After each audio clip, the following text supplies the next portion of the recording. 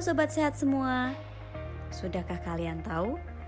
Ketika bersin atau batuk, tubuh dapat mengirimkan 100.000 kuman menular ke udara melalui droplet yang dikeluarkan.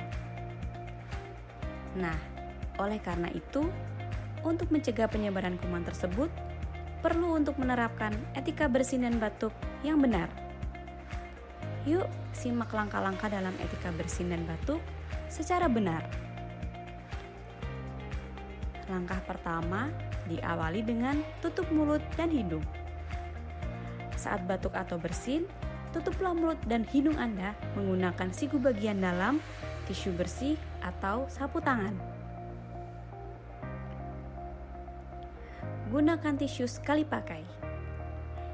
Jika Anda menggunakan tisu, pastikan untuk menggunakan tisu sekali pakai dan buanglah dengan benar setelah digunakan. Kemudian, segera cuci tangan. Setelah batuk atau bersin, segera cuci tangan dengan sabun dan air mengalir selama minimal 20 detik. Jika sabun dan air tidak tersedia, gunakan pembersih tangan berbasis alkohol dengan kandungan minimal 60% alkohol.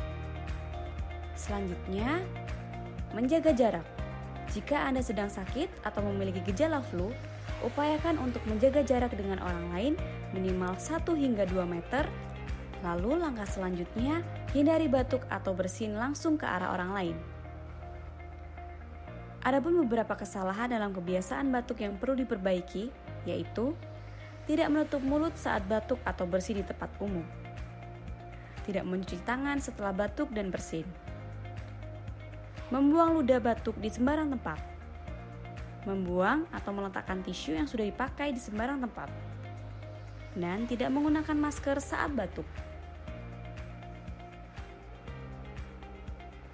Nah, itu tadi langkah-langkah dalam etika bersin dan batuk secara benar.